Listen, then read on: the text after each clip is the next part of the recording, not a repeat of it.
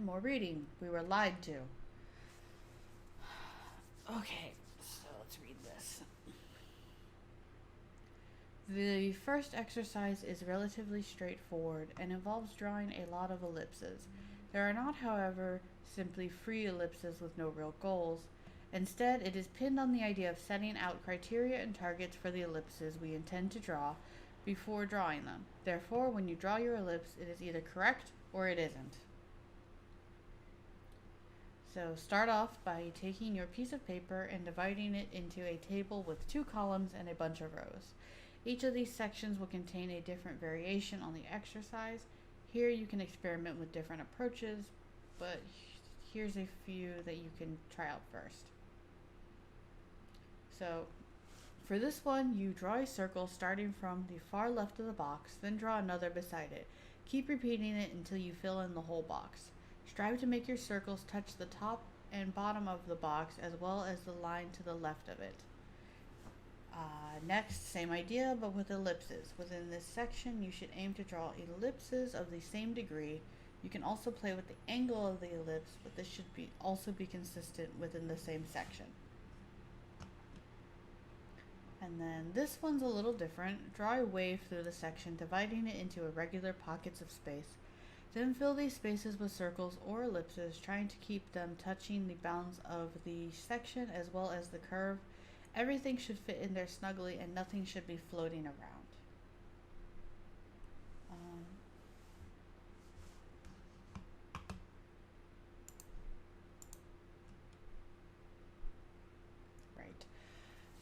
This exercise is meant to get you used to drawing ellipses in a variety of sizes, orientations, and degrees. It also sets out a clear space each ellipse is meant to occupy, giving us a means to assess whether or not an ellipse was successful or if there were visible mistakes, where it went side of its allotted space or ended up falling short. Practicing against set criteria with a way to judge success or failure is an important element of learning. There's nothing wrong with failure, it's an opportunity to learn. Having a clearly defined task allows us to analyze these failures and make the most of them. And look, he even pretended he was bad at drawing ellipses just for us.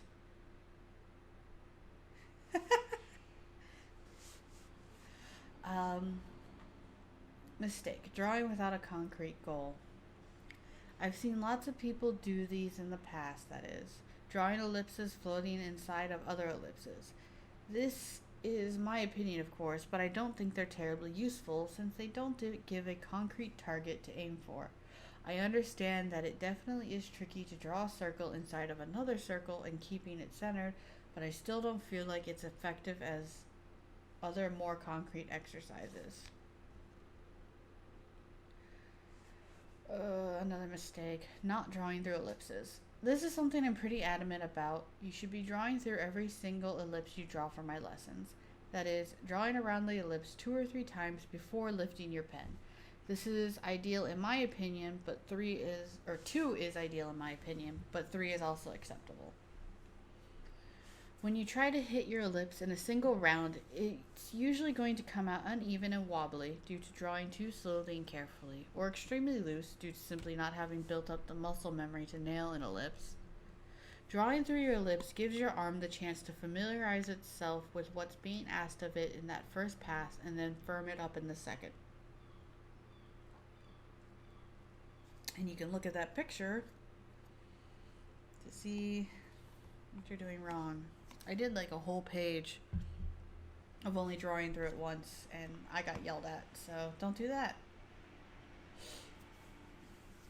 Along with giving you an extra chance to build up the muscle memory, it also helps you maintain the confidence needed to achieve a smooth, even shape without totally losing control. As you get better, your ellipses will tighten up, the gaps between your successive passes will shrink, and eventually your ellipses will appear much cleaner. At this point, you'll probably be able to nail your ellipses in one pass, but I still want you to continue drawing through them for all of the Drawabox lessons. Outside of Drawabox, you're free to do what you like. And your end result will look something like this, which is very large. Let me zoom out a little bit. Oh, Jesus. Hold on. Or is it this one? Okay, this one. So we got that.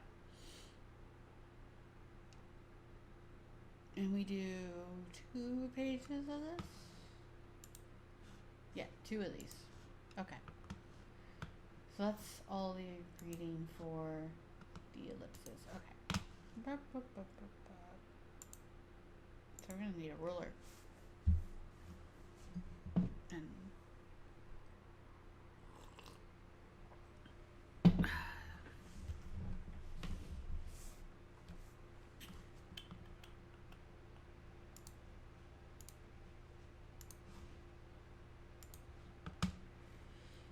okay.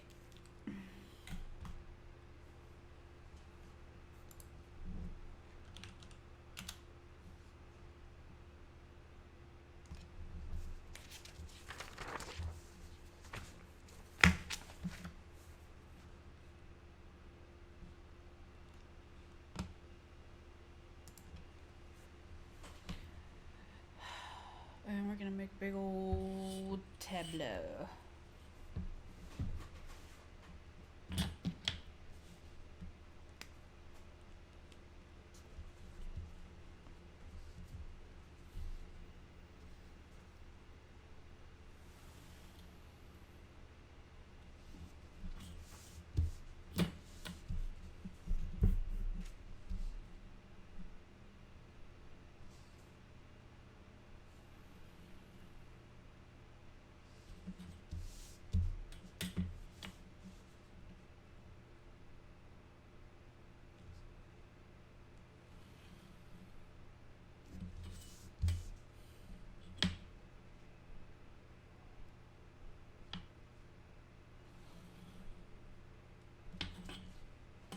And then you brush off the weird crumbs.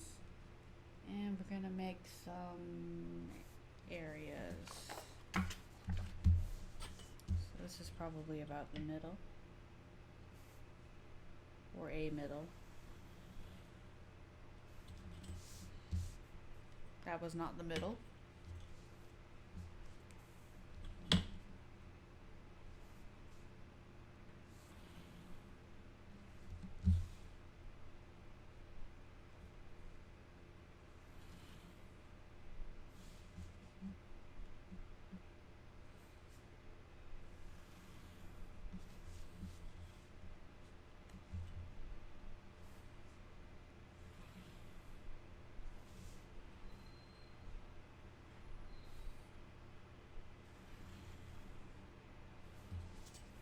Cool. Now we have a table. And I'm just gonna go ahead and put the date on it.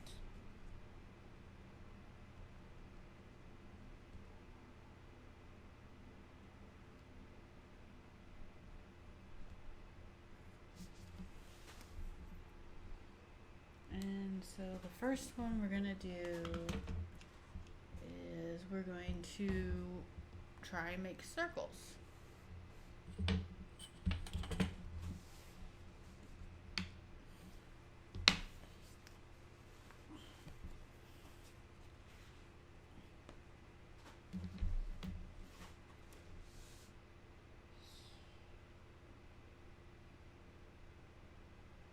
Okay. Oh, circles, circles, circles.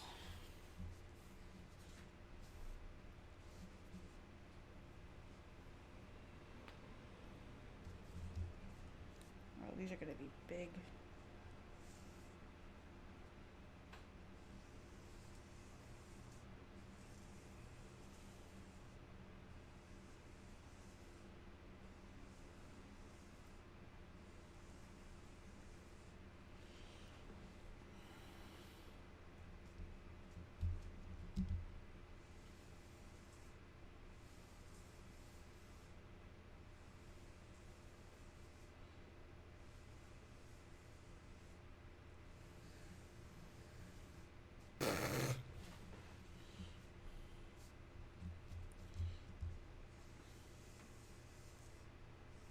I wonder if I should have made these boxes smaller. Oh, well, I can do that on the next one.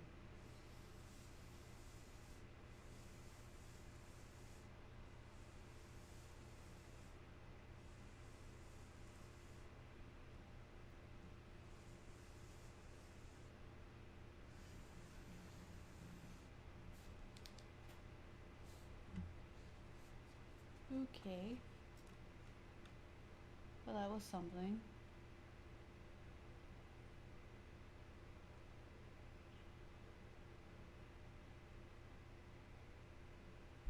And then the next one is supposed to be ellipses. I think I made these really big. At least I feel like they're big. I don't know.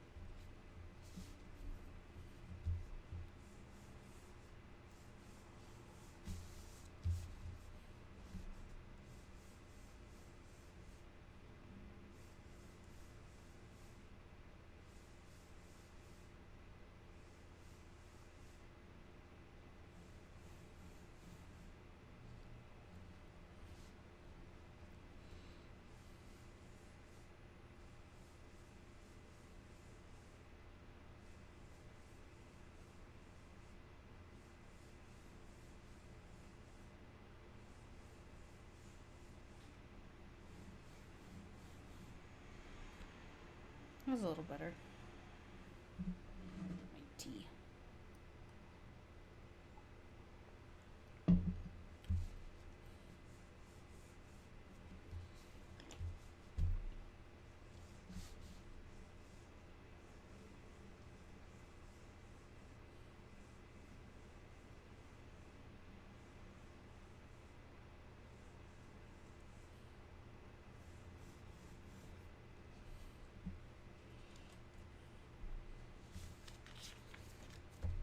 My arm really wants to use my elbow, so that's super fun.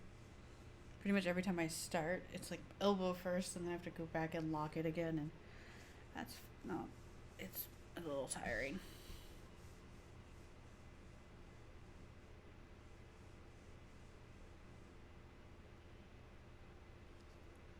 I think it's because it's a circular motion as opposed to making just lines like the other day.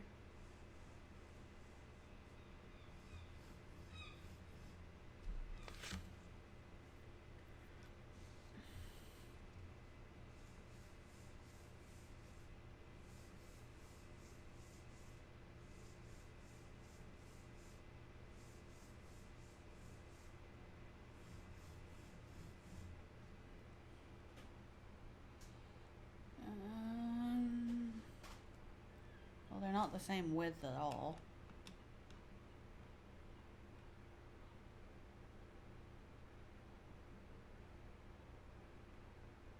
I'm just gonna fill in the gap, I guess.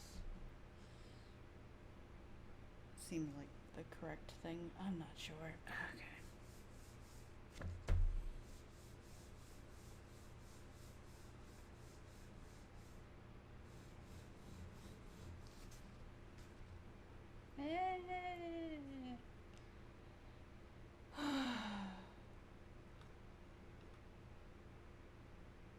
So I'm just gonna do these a couple more times, kind of like the picture. It looks like, I guess. Let's try making some straight ones. No one's yelling at me yet.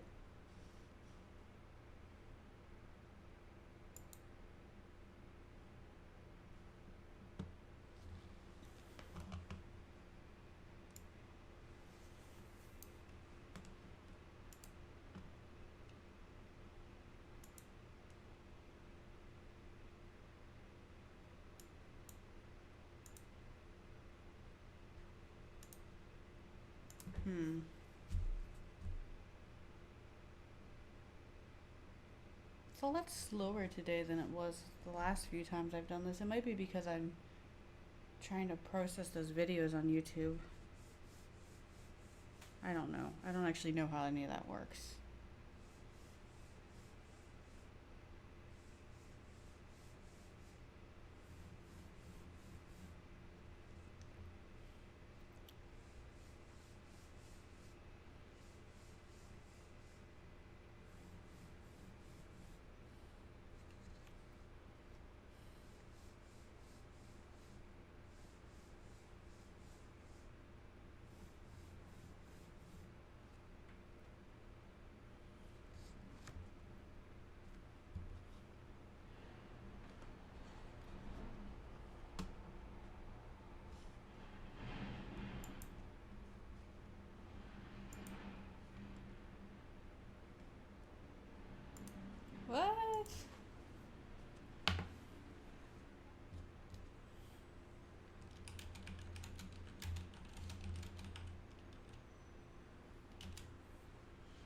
Yeah, there's like 10 seconds of delay. I don't think it's necessarily a big deal, but I don't know. We'll probably find out tomorrow. Because hopefully I won't have to upload something while I'm doing this tomorrow, but we'll see. I'll just keep drawing some stinking ellipses.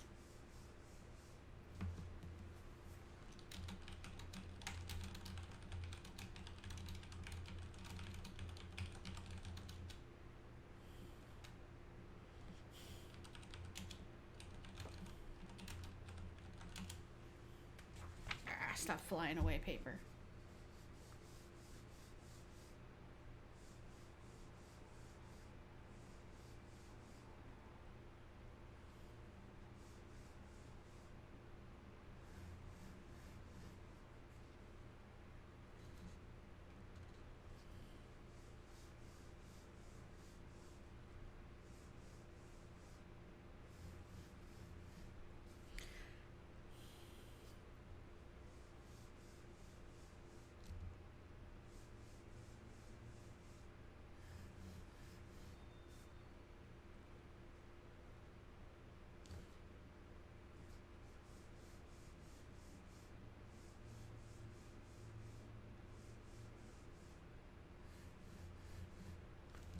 Made a super narrow one. That was bad. That was a bad choice. Alright, just kind of doing what's in the picture. So now we're going to just keep trying to do some angles. I guess, is that what we're supposed to do? Let me double check. So for this one, draw a circle. Yeah, I guess so. So we'll just play with some angles.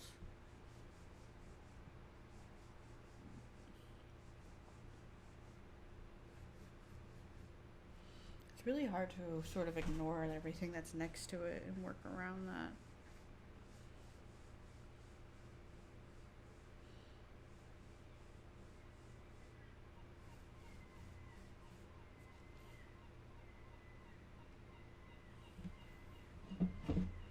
I'm good.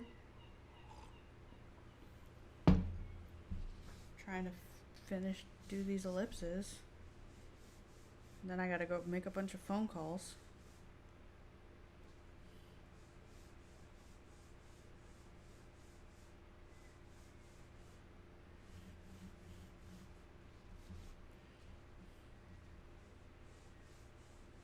Oh, Ariel, your eye is leaking. Come to the hospital and get it fixed.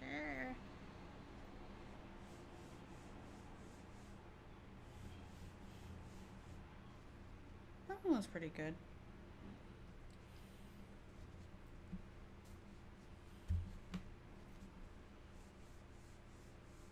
Let me take my... I don't need that. I'll just put that over there. Okay.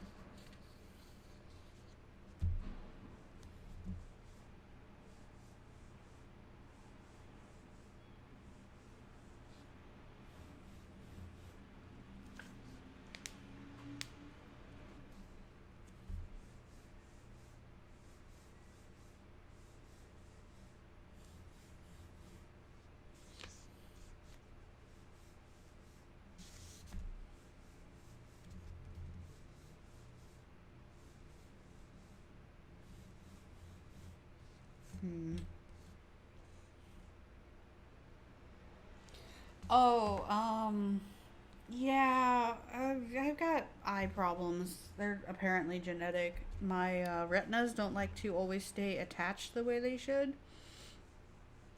So when I went to the optometrist, what was that, yesterday? They said that I might have to get surgery again, but we don't know yet. It doesn't look urgent, but having to figure out insurance and stuff is kind of a pain in the butt. So hold on, let me start on this real quick. Okay, we're gonna do the swirly line stuff. Let me make some weird lines for that, and then I'll tell the epic saga of my eyeballs. When I was in high school, I went in for a routine eye exam, and they noticed something a little weird. They asked me about stuff like, have you seen any floaters or flashes of light or anything like that? And I was kind of like, well, I have floaters. And, they seem pretty large, but they don't get in the way. And anyways, they sent me to another eye doctor, a more specialized one. And they noticed that I have some thinning and tearing in my retinas. In my right eye, I actually had a rather large looking tear. And so they decided that I should, if I experienced any of those symptoms that I described before, I should come back in because they might have to do surgery. And lo and behold, a few months later, I actually started seeing flashes of light. And when I went in, they did the surgery, and the doctor told me that, oh yeah, your retina was actually starting to detach a little bit. So if you had waited too much longer, you might have gone blind in that eye. Which was fun to find out, not really. And laser eye surgery hurts. At least that particular one that I had done.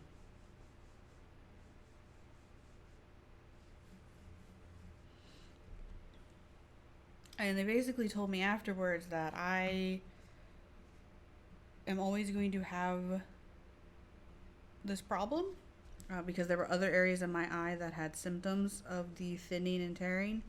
And so I can't do anything like contact sports. So there goes my career in kickboxing.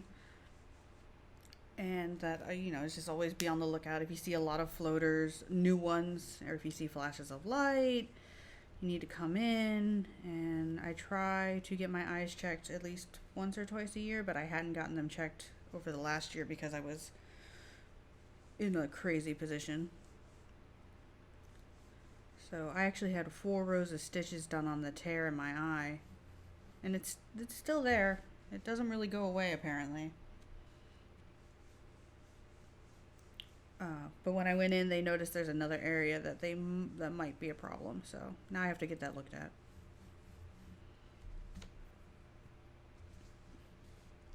But they didn't say that it looked urgent, so I'm not super worried. If I have to get the surgery again, I've done it before. I know what it's like. It's not a huge deal. But it is a little frustrating because now I have this, limitation.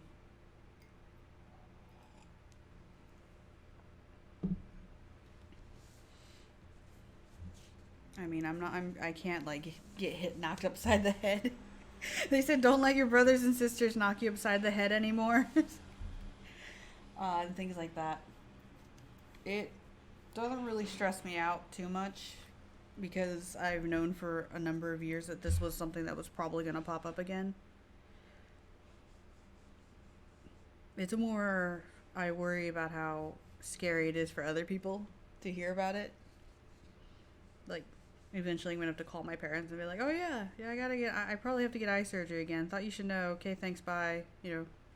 Thanks for all the genetics.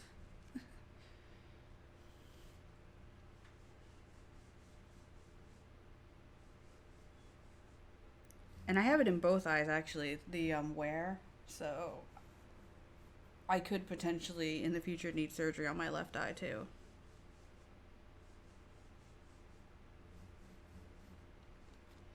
But the thing that makes that more complicated is that one of the symptoms is seeing flashes of light. I see flashes of light when I'm really tired. So whenever I get really tired and I see a flash of light, I think, oh no, am I going blind? And then I have to put it all into context as no, it's 3 a.m, you haven't slept, you have to go to bed. If you see these lights, when you're out and about in your normal day, then it's probably something wrong. You're probably just having a mild, sleep deprived hallucination. Because when I'm very tired, I also hear music that isn't there. But that's just a sleepy thing. I don't have any other problems like that. But the good news is I'm getting new glasses.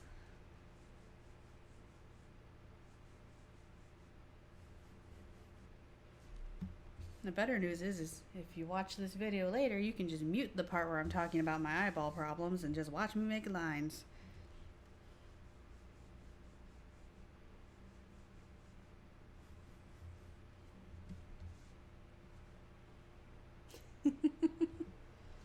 They are pretty nice. They're different from my old ones.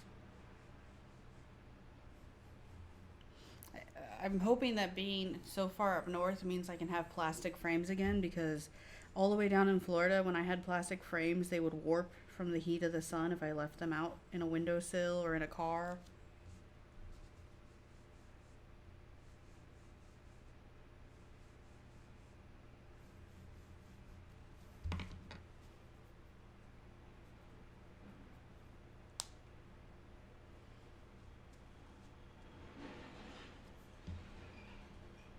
You should really get your eyes checked because you kind of need them.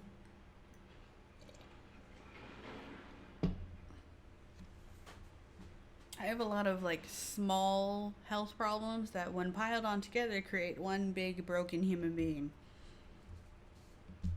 I'm really regretting this wavy line now. That's going to be challenging.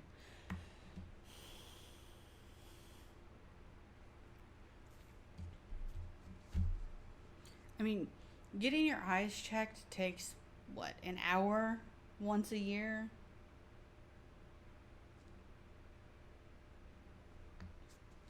And it could potentially save you from going blind.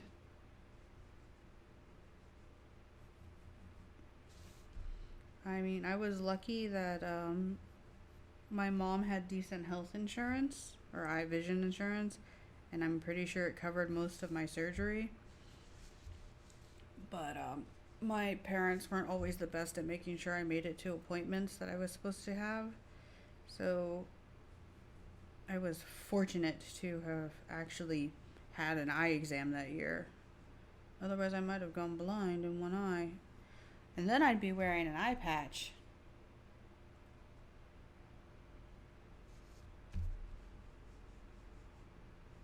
Just take your children out to the woods, like Hansel and Gretel style, and give them some honey buns to find their way back home. And by the time they do, you should be done.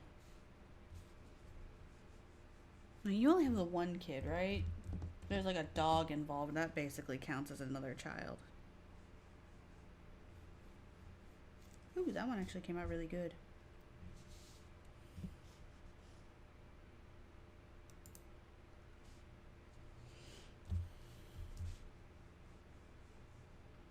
So what I seem to be having a problem with, at least with all these tiny ones, is that I tend to go too low. Oh, so you basically have like 4 children.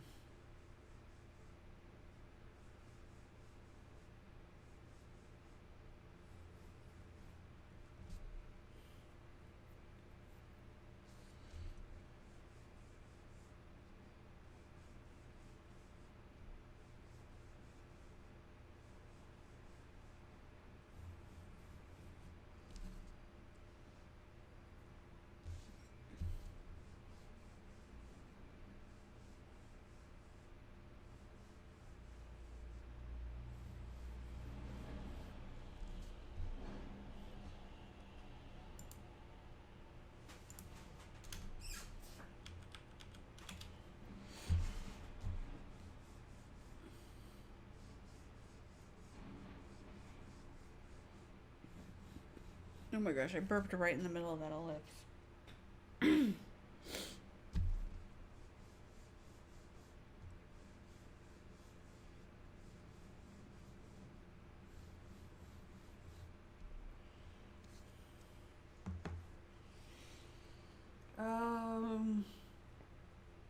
Yes, I was doing art before Drawabox, and it's a horrible and embarrassing story that takes a minute to tell.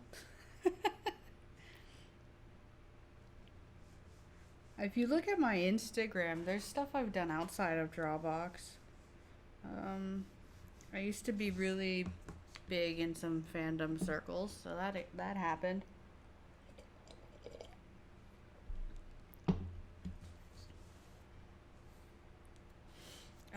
Right now, my streams are mostly Drawabox things because I'm working my way through the whole course.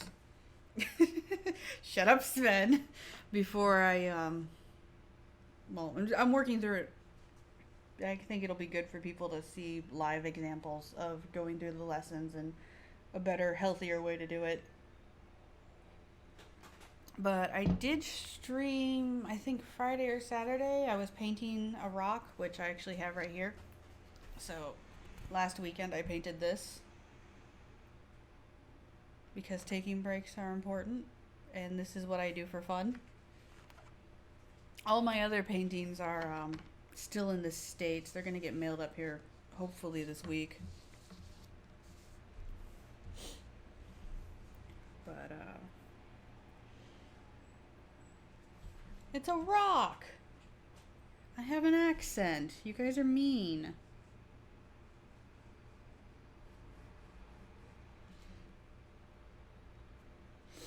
So I do watercolor paintings and I do ink drawings. And I also write a webcomic, and I'm also writing a Dungeons and Dragons module slowly.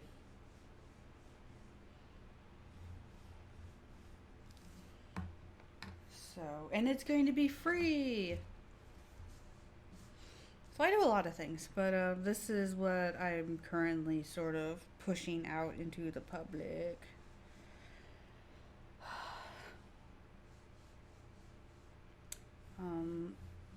I write mostly jokes. That's what I do most of the time, is I write jokes for the Orchid Gnome Mild Adventure comic.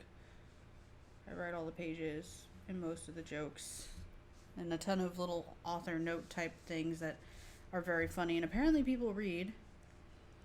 And we're on Webtoons. Someone should drop the link for the Webtoons one. I think we're almost at 1,400 subscribers, which is really cool.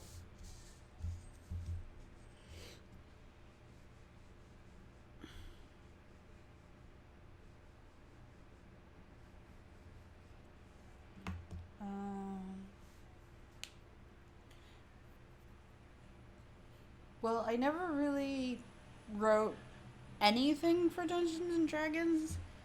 I've done DMing before, but that was way back in 3.5. And so writing out something that's a whole module and isn't just me flying by the seat of my pants. I used my wrist for that. But anyways, so writing something out that is organized and clean and has a clear direction and isn't just me flying by the seat of my pants trying to keep people entertained is difficult. There's a package. Is it actually coming to the door? Is there going to be a knock?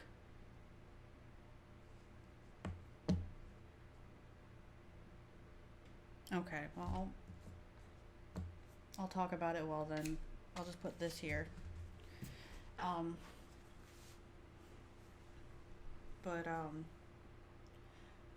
Writing something that is long and clean and organized is challenging, but I'm still having fun, which is good. We've managed to, through a various amount of yelling, expand upon the original idea to make something that I think will be very satisfying and entertaining once I finish writing it. The hard part right now is doing all the research for like mob encounters because I don't really know how to do that. And I want to kind of do it well to where it scales so that it can be challenging but fun. Oh, that's the door.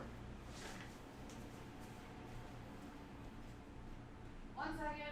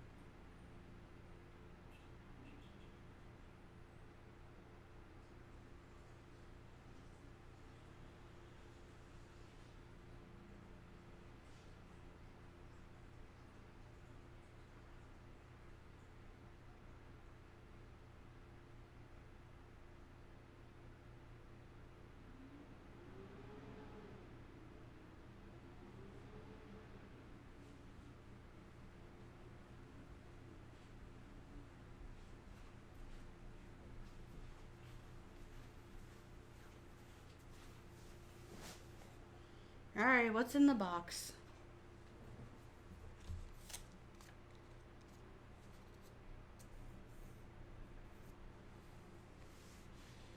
Oh, it's about the size of a large rolling pin. Which you wouldn't understand that. Oh, maybe.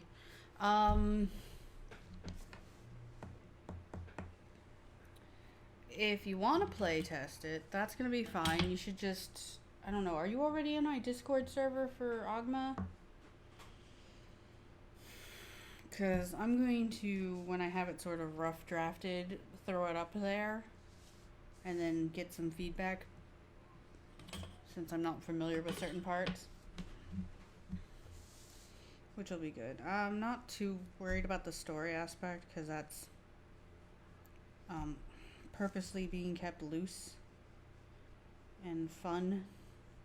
It's just making sure the smaller details of like, do the maps make sense even remotely? Are these mobs appropriately scaled? Because I think it's like level 1 to 4 is what we're shooting for. Because I want to write something that's light and fun but still has some meat to it. Because ultimately, it's just advertising for Ogma. That's why it's free. And we'll see if people like it, because if it's well received, I'll do more. I mean, shit, I'll probably do more anyways, but that's just a matter of do I push them or not. Man. These tiny ones are a pain. Alright, I guess that's what that looks like.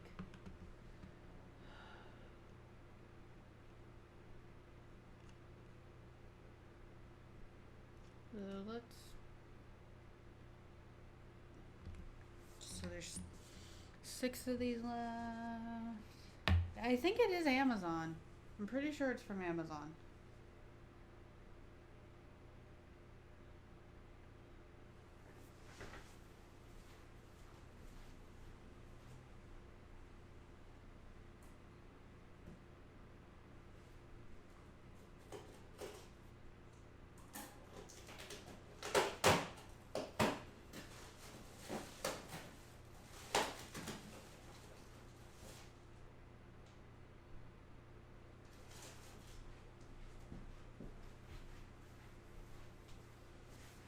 I just went and popped open the box. It says something about multi-viewer. Anyways, let's do some more regular ellipses and some swirly ones. So let's see. I'm going to kind of go off of the reference picture on the page. So let's kind of go like... So let's go like this. And we'll do a swirl. Oh, neat.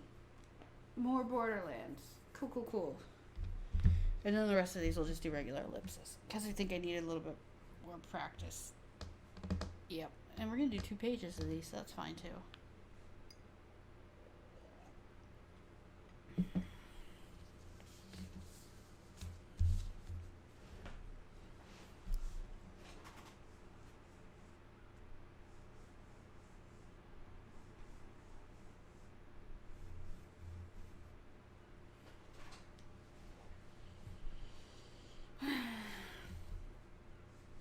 I think I'm only going to do these 2 pages today, and I might do the ellipses and planes tomorrow, depending, because there's a lot I have to look up later.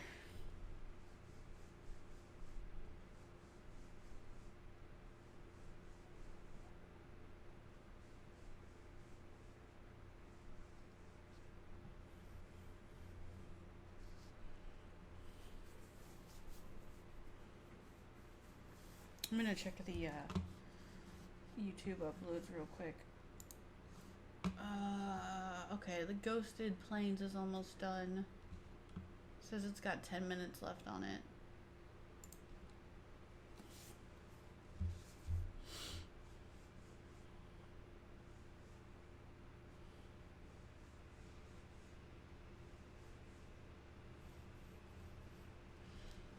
Yeah, I'm editing these streams down to sort of lesson-sized chunks of various lengths, and they will go up on YouTube.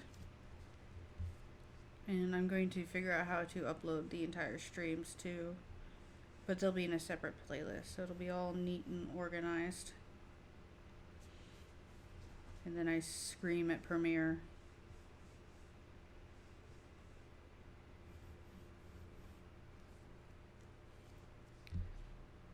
It's Scylla Stew. It's the same as my username. It's not something that people will generally try and snatch up, luckily.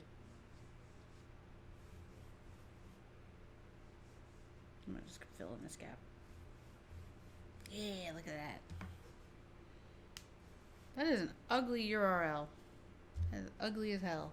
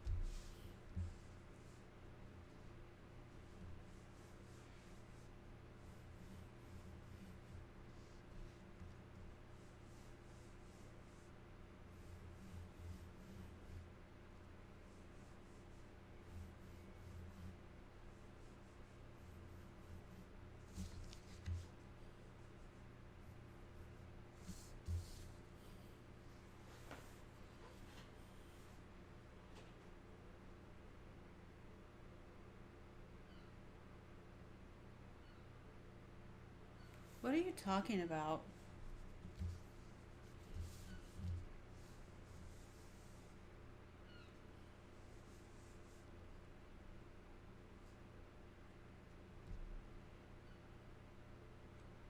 Oh. Oh, okay, yeah.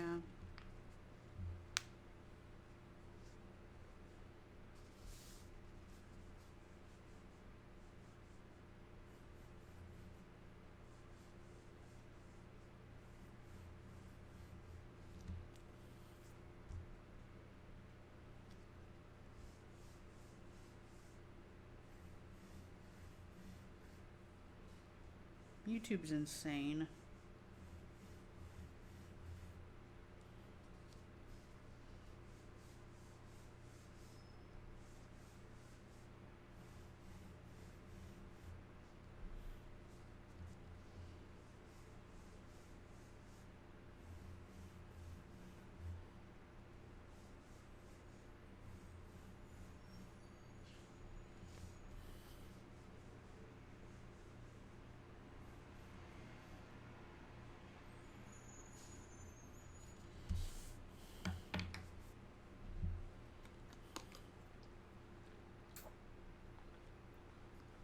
Ugh.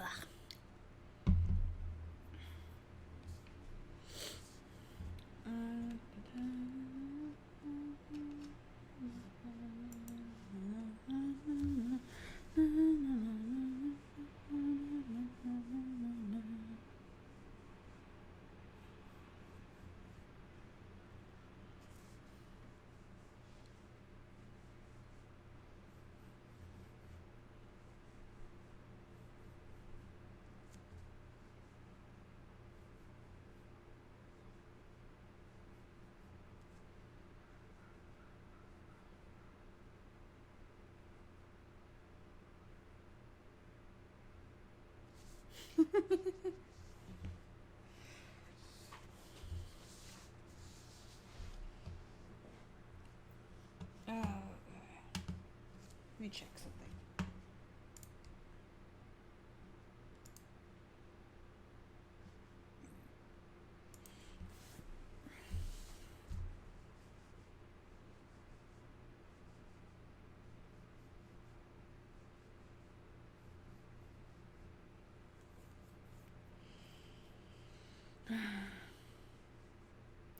Which YouTube milestone means that we have to adopt a pet now for views?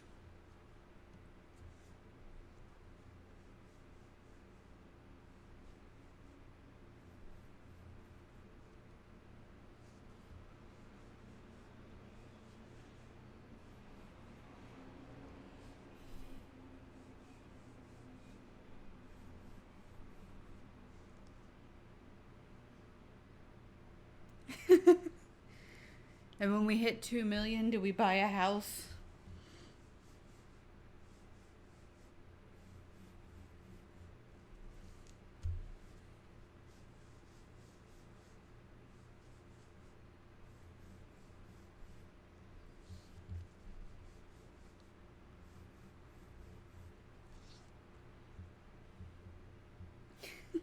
They just Amazon Prime us a house.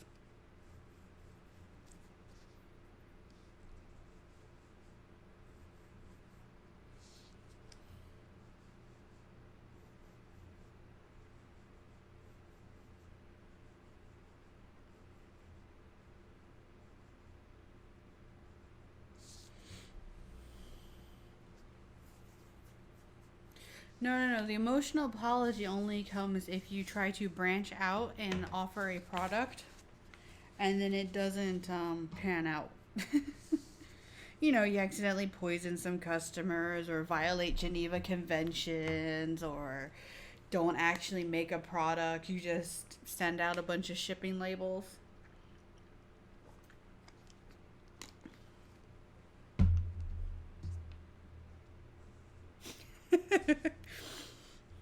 I don't.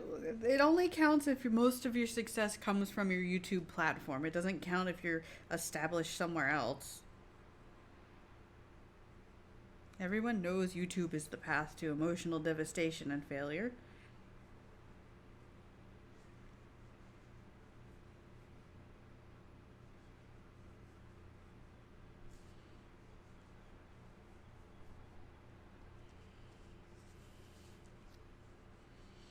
The one where you're not supposed to club baby seals.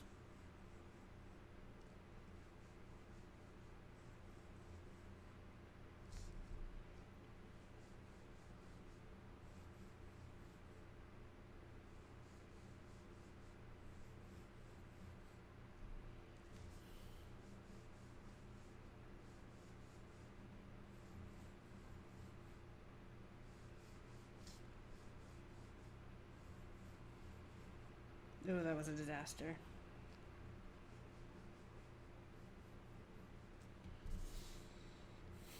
I mean, most of those didn't look too bad.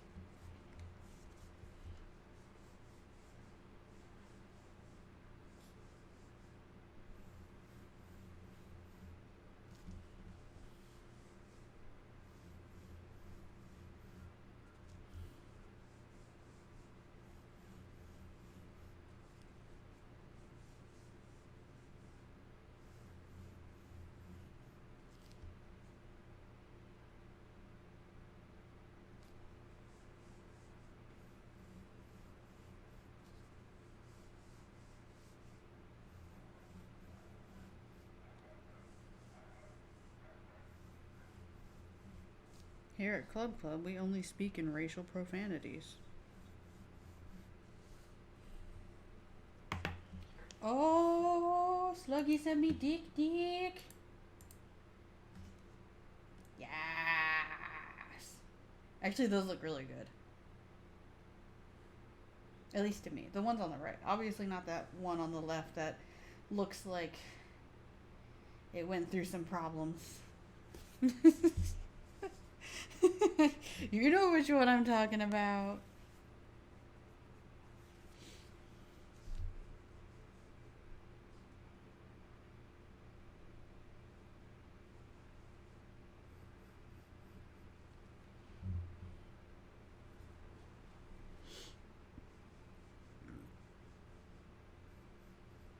I think a fun thing for people to do would be to take their exercise homework and maybe put it under like a light board or something, and then just do the like, line art on top of it where it's all clean and they can see where all their work pays off. Because isn't that like a thing people do? Like a ton of under drawings and then you draw over top of it and you do a final drawing. Ooh, that one came out really well. It might be a nice way to see all your work pay off.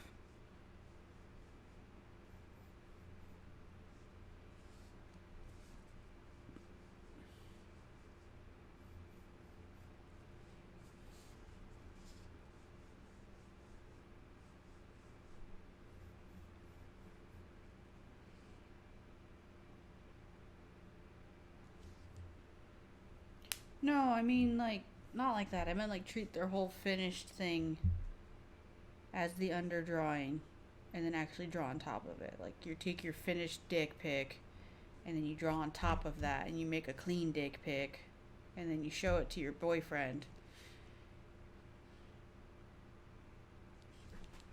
I don't know. Oh, well in that case they're idiots. I'm just kidding.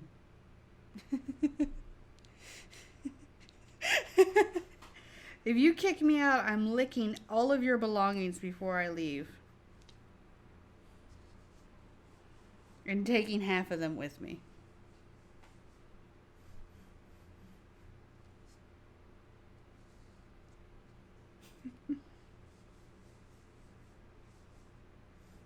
Everyone send Sven your dick pics.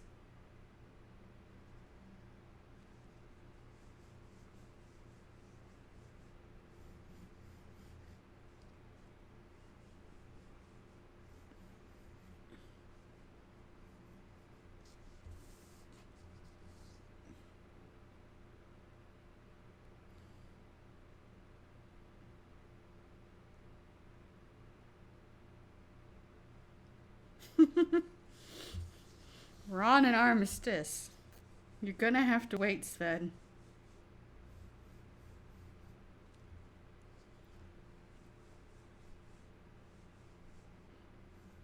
We're not allowed to break up because if we break up, I'm taking Ogma with me.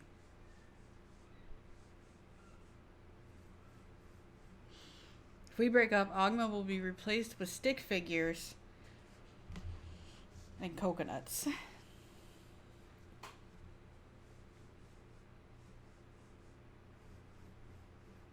As in, I'm going to draw stick figures on top of coconuts and publish that.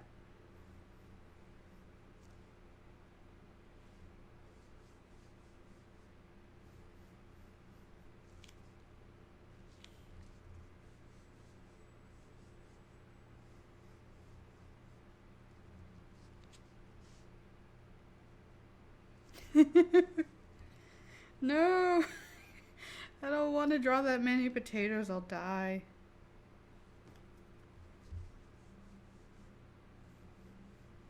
I'm having a hard enough time keeping up with all the jokes that I need to write.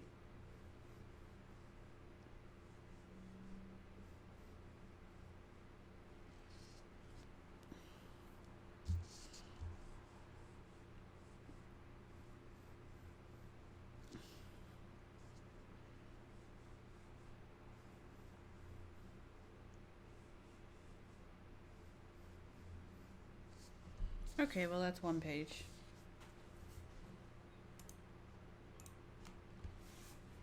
Okay, I finished the first page. Da da da da da.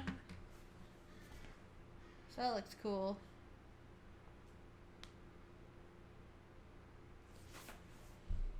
Alright, let's just put that over here. And we're gonna go ahead and start on the next one.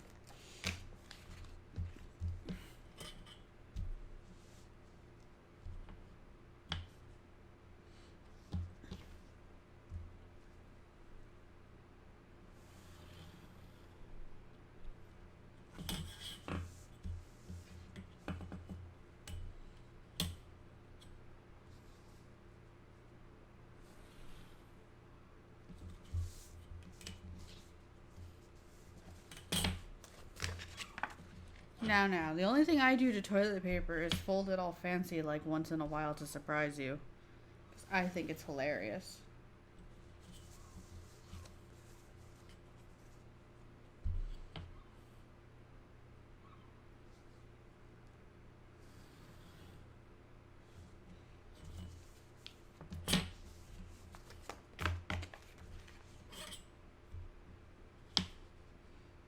I need a picture of a dick with sunglasses on. Ugh.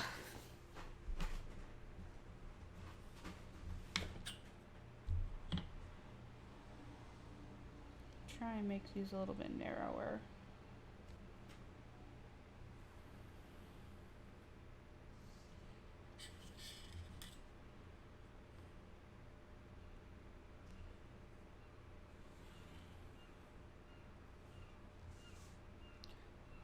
Oh wow, that's really great. That's a lot of cylinders. Are you ready for the treasure chest challenge?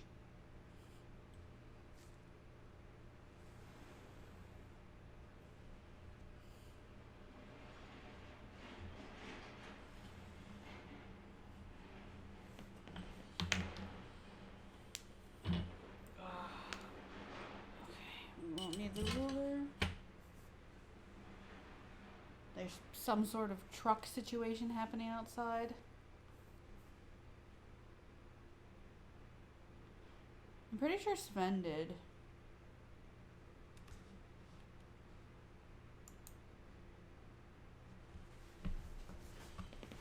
Because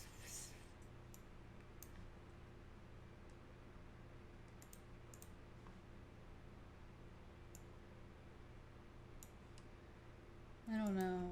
Is there a flare for that?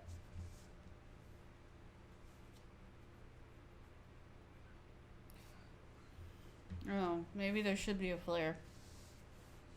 It's TGI Fridays up in here.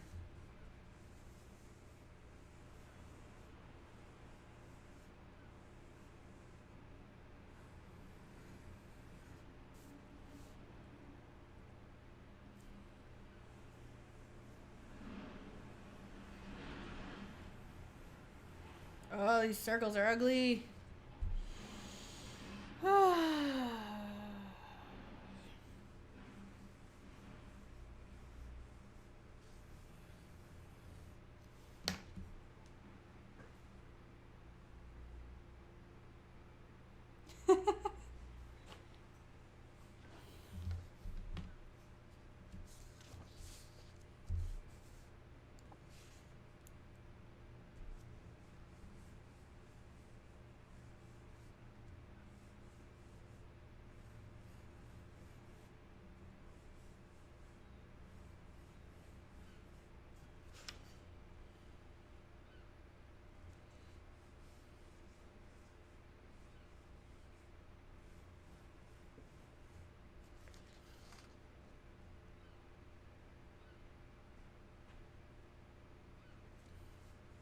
If you're not a patron, you might as well be a pigeon. And that company doesn't care about you. And keeps trying to stop me from squishing you.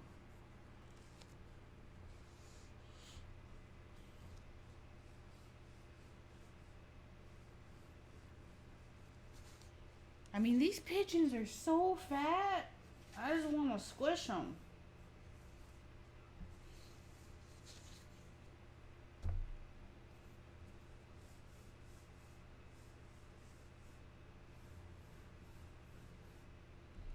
Trying to find a good pace for this.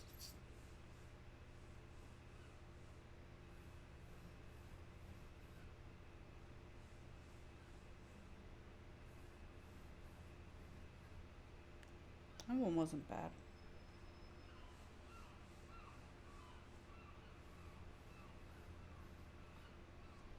That's pretty good too. I think I'm getting it.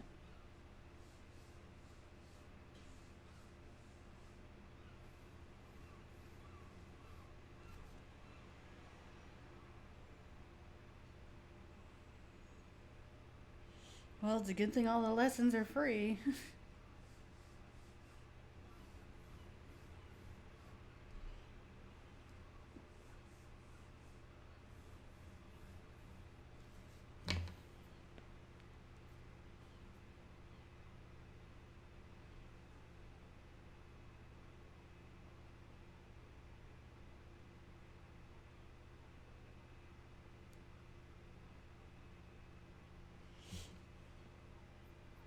I got my cuticles are all messed up, so I keep picking at them, and that just makes it worse.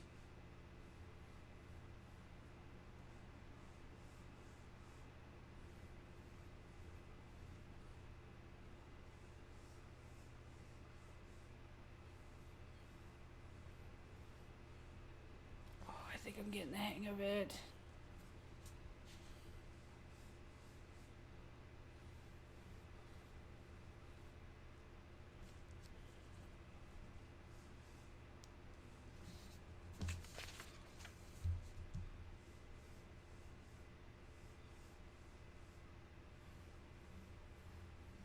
She says after immediately messing it up.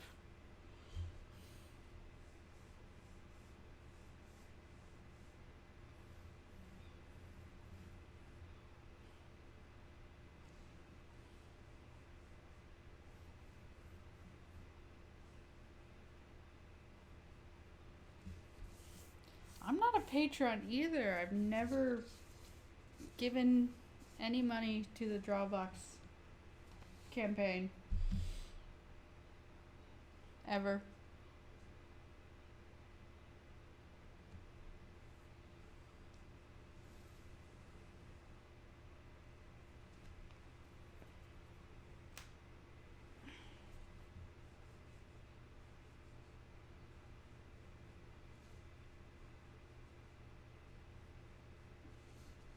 Was it information's free, attention is a commodity?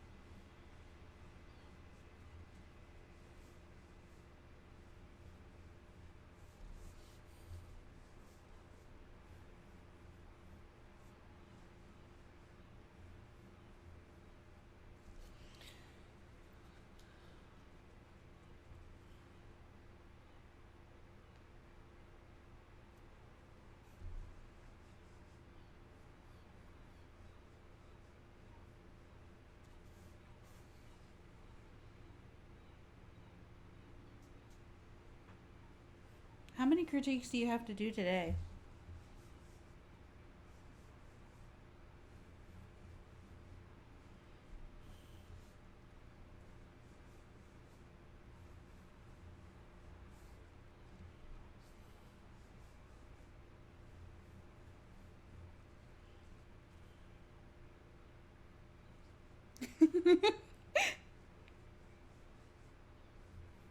To the dogs with you.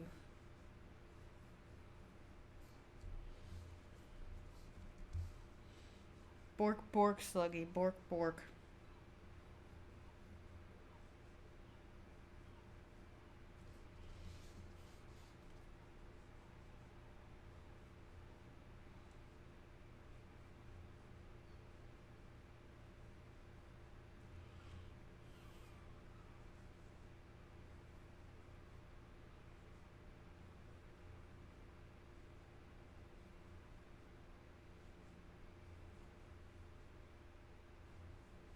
Oh, I didn't ghost that one like an idiot. Okay.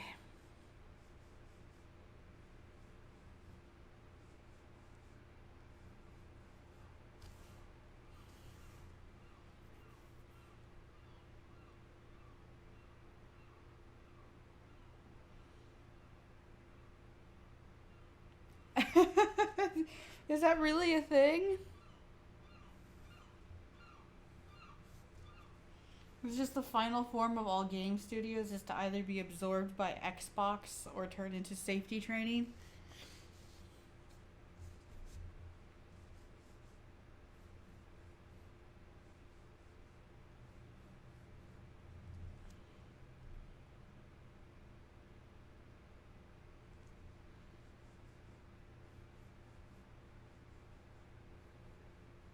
I was kind of sad and kind of relieved to hear that Double Fine got bought by Xbox.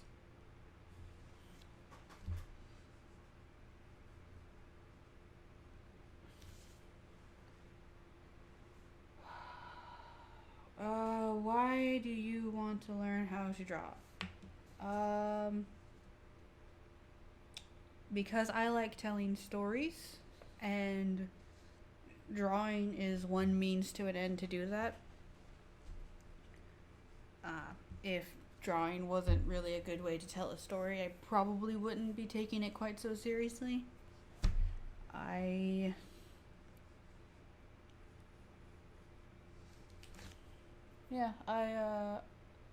I've been writing since I was a kid. Poems, short stories, terrible fanfic. Most of it doesn't exist on the internet anymore because the websites that I had it hosted on are closed, which is kind of a shame. I wish I'd made copies. But yeah, I just really like telling stories. That's why Agma exists. I have a whole notebook full of stories that I've got to figure out the best method to tell. I really liked comic books when I was a kid, even though I couldn't really afford to buy them. I would just go to the library and read whatever they had. So I also read a lot of manga because that just became available around the time I was old enough to enjoy that sort of stuff.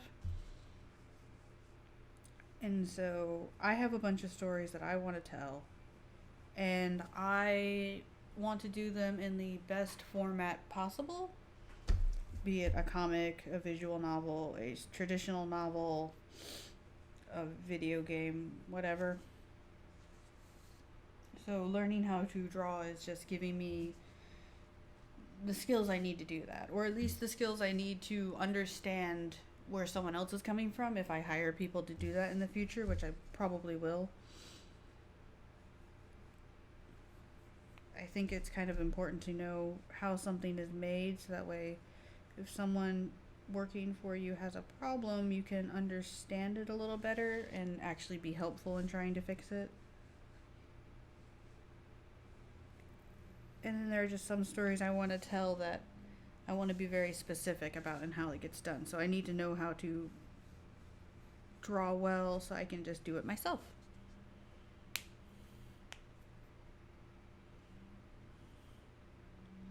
What do you currently do? Currently, I'm not doing anything until September, where I'll be going to art school.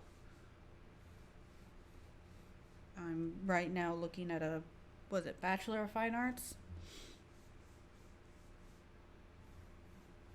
So I'll be going to school full time. Hopefully I can find some sort of work and do that also.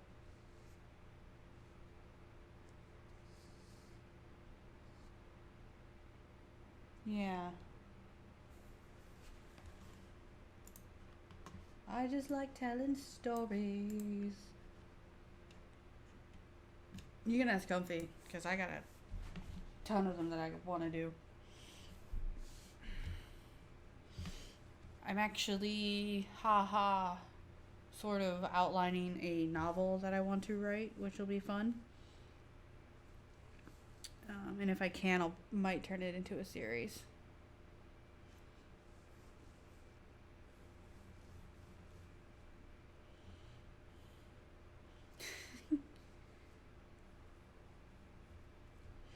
Don't throw out my pins. I worked really hard on those.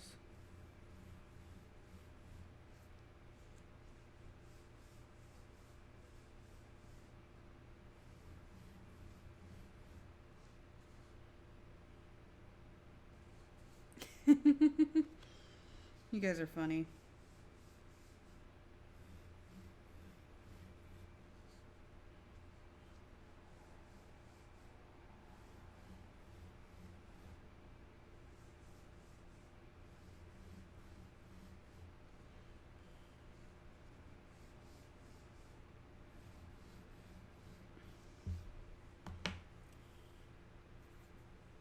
I'm 27.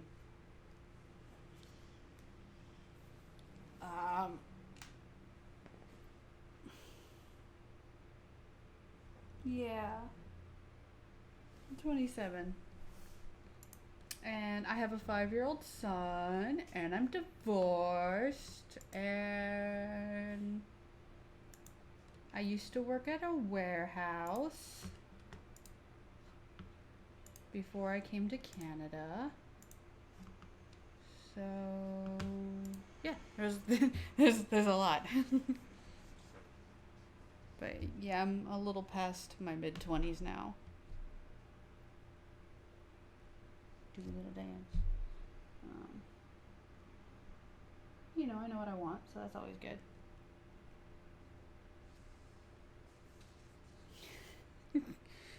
Sluggy has arrived. Sound the horn.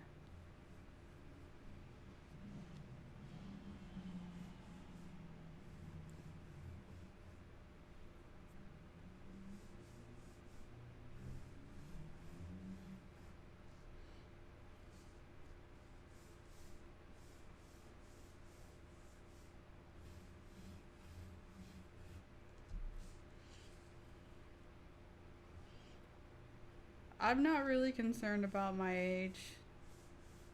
It's gonna be a little weird going to school and knowing that I'm older than most of my classmates, but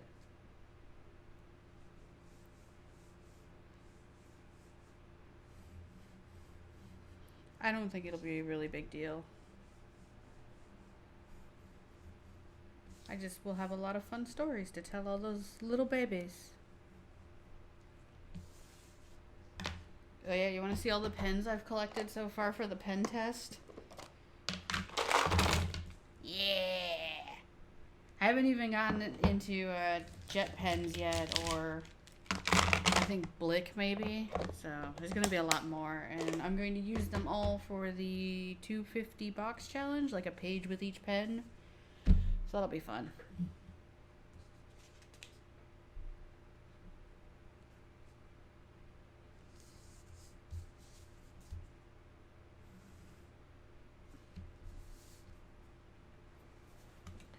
And you know, my preview keeps freezing up.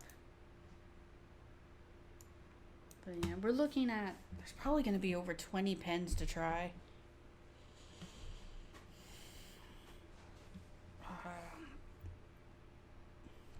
That'll happen when will that happen? When am I supposed to do this challenge?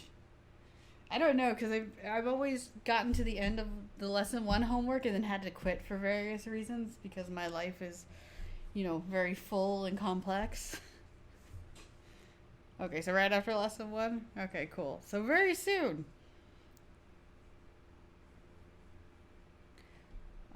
I guess I could start on that after you do the homework critique stream. So it'll be a very long series. And I think we're going to do like a speed video of that too.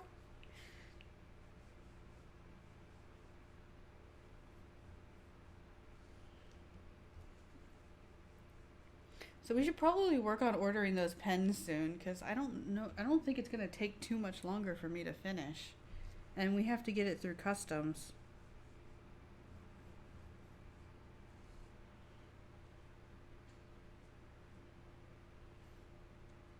Yeah, I'm going to have to get some more tape so we can label all the pens as we go, because I don't really like this tape. Can we go back and spend $10 on washi tape?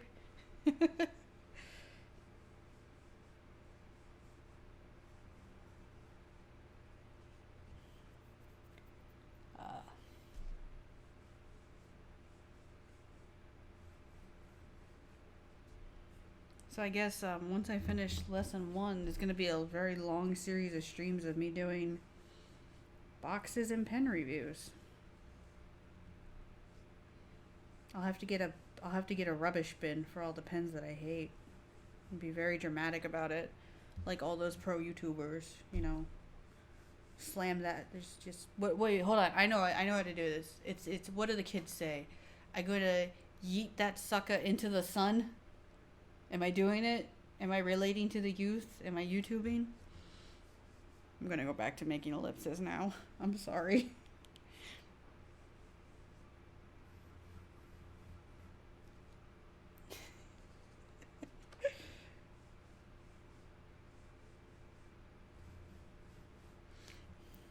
Oh, I have an idea. Drawabox bathwater. We dip all the pens in the water and then we soak comfy in the water and absorb the essence. Nobody wants that. Why did I say that? I hate topical humor.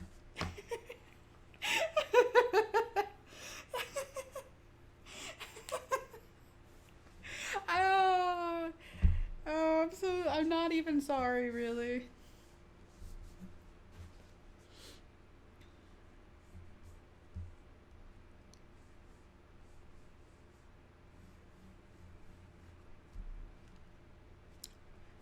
Boomer zoomer.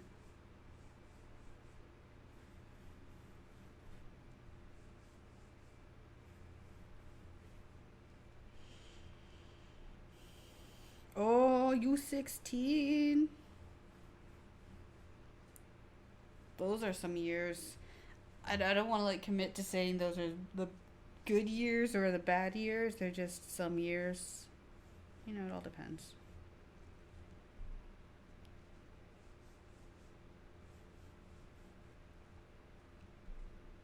Oh, so now we play Edge of 17, right? Right? We play that song? Does anybody know that song?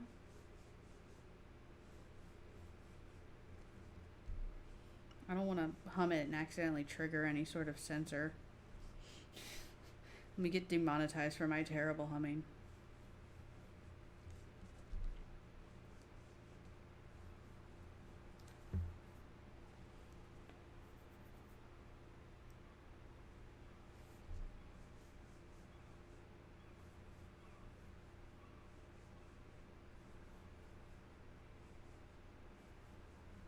I don't know what the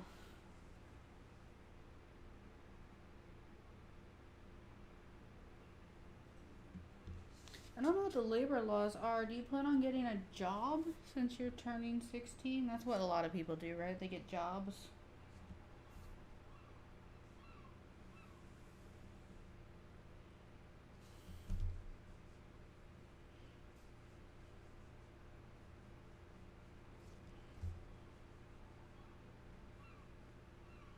I got my first job right on the cusp of the end of in person applications.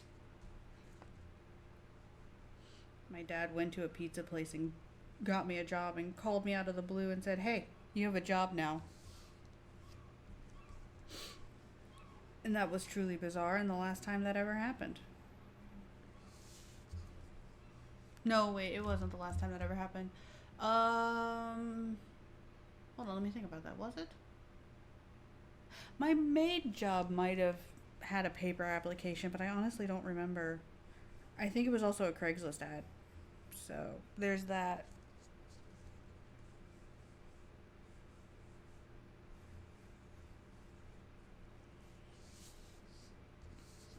But my other jobs I've applied for have all been online. But it was a really weird experience. It's just like didn't think anybody did that anymore. But I also lived in a very small town. So there's that. And that's my pointless tangent of the day. My quota is full.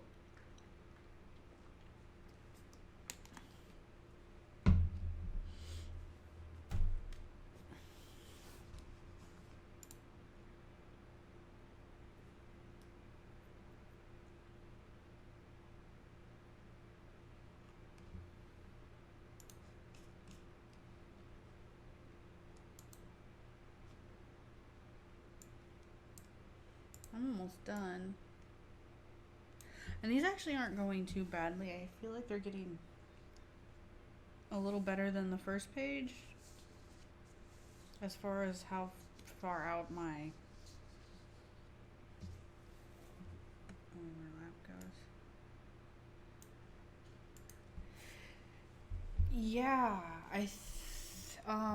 for my first job at the pizza place, I didn't even actually fill out an application. My dad went there, told them I needed a job. They said, "Sure, we'll hire your daughter as a dishwasher. Just have her come in and fill out the paperwork."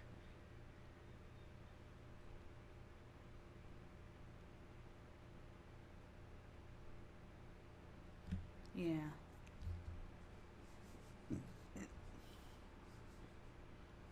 And they gave me like a week to memorize their pizza shorthand. And I had to take a test on pizza shorthand. And I think I got like a 93.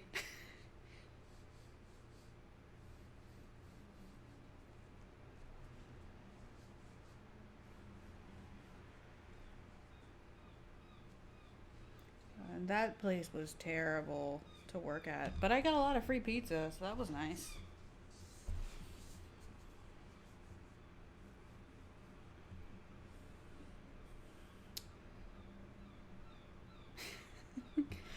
The pizza shorthand was just when you answer the phones to take an order, you have like, at the time they had this very thin strip of paper that you would manually with a pen write in what's going on the pizza, and the shorthand was for the toppings like P for pepperoni or like DP double pepperoni, M for mushrooms. Yeah.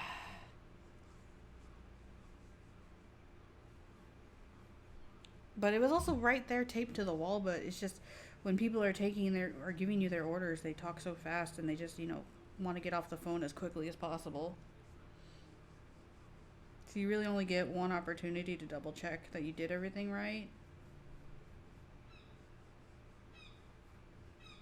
I think nowadays everything's digital, except for some really old, um, you know, non corporate whatever you call it. I think everything's just digital now.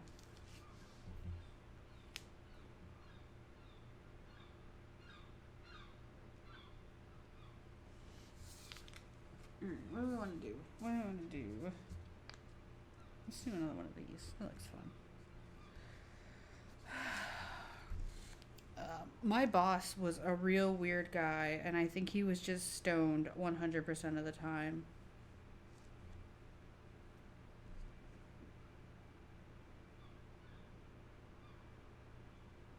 Yeah, it's something like that. When I moved back in with my parents during a weird period of my life, they wanted me to find a job, and they were still under the impression that you have to go and pound pavement, to find work. And if you're not out there for 3 hours asking people for a job, in your Sunday best, then you're not really trying. It is warm in Halifax right now. I have a fan pointed at me, and it's really not quite enough.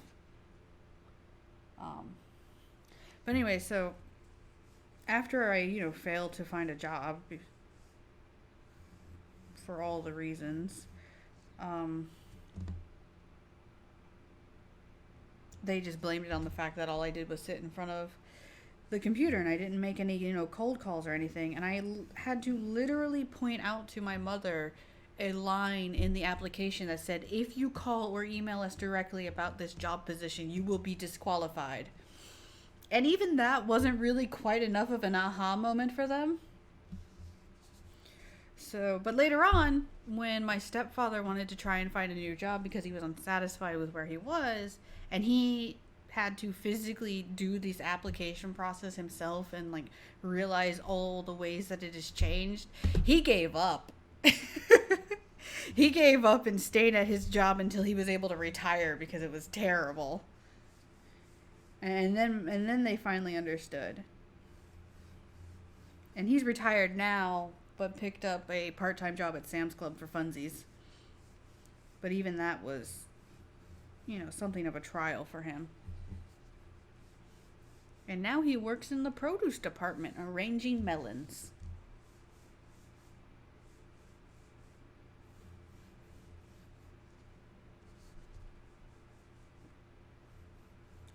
I don't know how my dad handled that.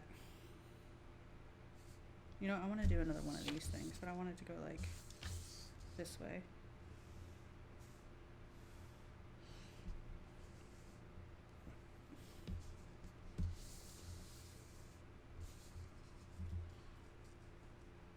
No, we're gonna go. I have to do it this way. What am I doing?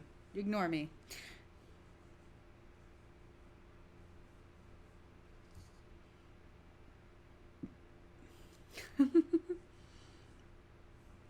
Everyone on Patreon selling titties.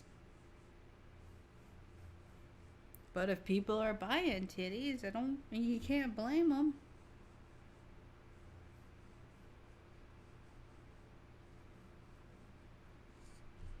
I just wish my titties didn't have to meet such high expectations.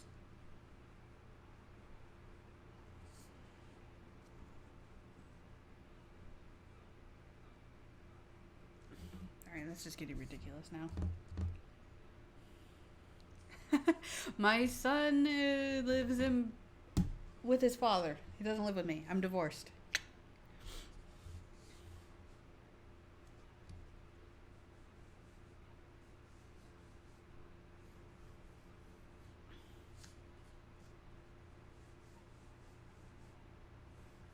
So you don't have to worry about him running in and knocking things over while I'm doing these streams.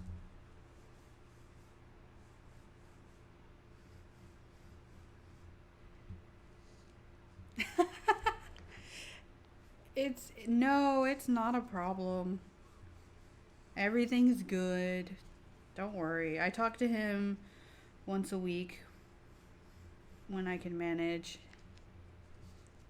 And I get along all right with his father. Life happens. It's not a big deal. You move on.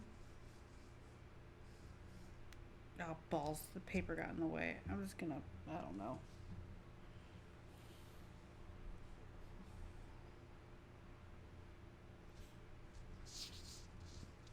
Yes, Sven knocks over everything for me. That way I don't feel like I'm missing out. That's exactly what happens.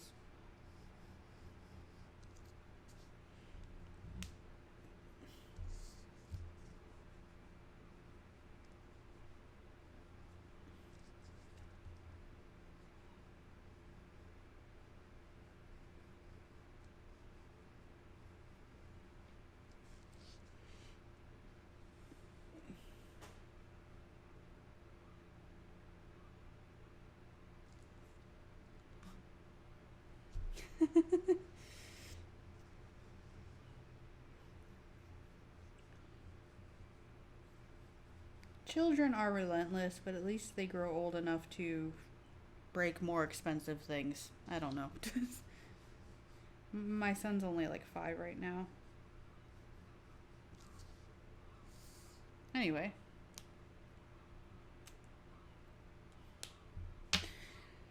Ta-da! There's your 2 pages. Look at that. Yeah, he'll be 6 eventually. So, I'm just gonna like hold my hands here for a second so that way I have a thumbnail picture. Okay. Let me label this.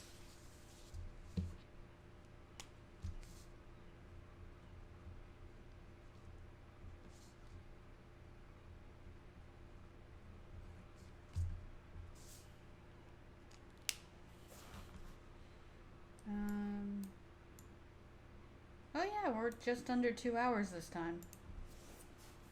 But I have done this homework like 3 times before, so that might have something to do with it. And I also draw pretty regularly. Or at least I try to. Yeah.